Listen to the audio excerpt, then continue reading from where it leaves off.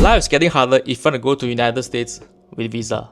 So if you don't need visa, congratulations, but if you need, so this video might be for you. Hello what's up guys, I'm Jason. Today let's talk about US visa and some new updates.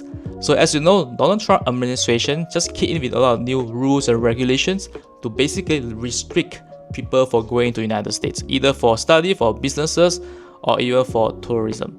So there are a lot of things to take note, and this video I'll just make it very short so that you guys just watch the video and you don't have to do any research for if you want to apply for a US visa. And I also share my experiences when I apply US visa. Alright, so the first thing you have to take note is there's a new regulation, a real requirement I would say, that you need to open up your social media account to switch from private to public mode, meaning that they can do screening on your background based on what are the things that you are posting so far. Especially if you want to go for for education program in United States, for exchange, to further your study in US, you might need to do this. But of course, I'm not quite sure about the other visas, but these are a few things that they will take note if you are applying for a student visa in general. Alright, so if you are going there just for tourism and all this kind of stuff, you have to take note about US visa integrity fee. That will cost you around $250 based on the website. Well, I would say this is just bare minimum. There will be a lot of hidden costs as well, in my opinion. So it might be more than $250. So brace yourself with more expensive US fee, because it might cost you more than 1,000 ringgit. Okay, $250 might not be a lot for you, but if you're from Malaysia, right, it's already more than 1,000 ringgit. Alright, so this is US visa will play a big part when it comes to your budget planning. So the last part is very important, is the United States also come out with this pilot program where you have to pay for this so-called bond, or I would say it's deposit. You have to pay up to 15,000 US dollars. And so far, not all the countries are in the list, and they targeted some countries in Africa like Malawi and Zambia.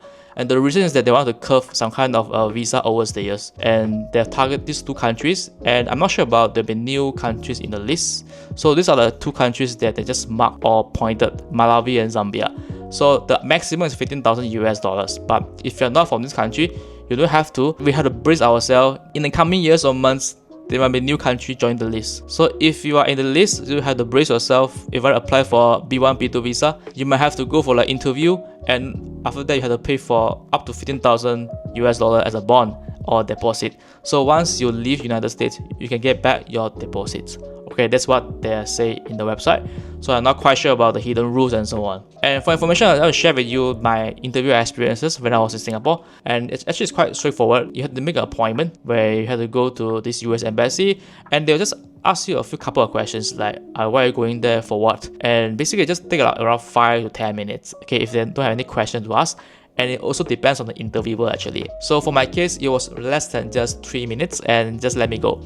And after that, they announced my visa approval status. And yeah, it's quite easy. US embassy can be very strict as well. So before you go in, right, you have to do screening and checking on your belongings, and you can't bring any like water inside. So they're quite strict with their checking when you want to go inside the US embassy for interview.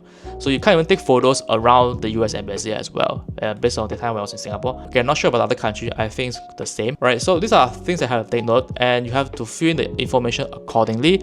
And you're going there for a business trip. Okay, make sure you can get some invitation letter from the industry in US. It just strengthens your application. And when I apply, right, they see there's an invitation from the US, or maybe from some company in US, right? They're like, oh, maybe you are going there for a legit reason. You're not going to overstay the United States. There's actually a very basic information there, what I got from the internet so far, and you don't have to do a research to find out the information by yourself. If I miss any important points, please leave a comment down below so that all of us can see the new information update from this video and also in the comment section. Alright, see you in the next coming video, and if you like content like this, please don't forget to give a thumbs up and subscribe, and so that I can make more content like this in the future. So see you in the coming videos, and bye bye.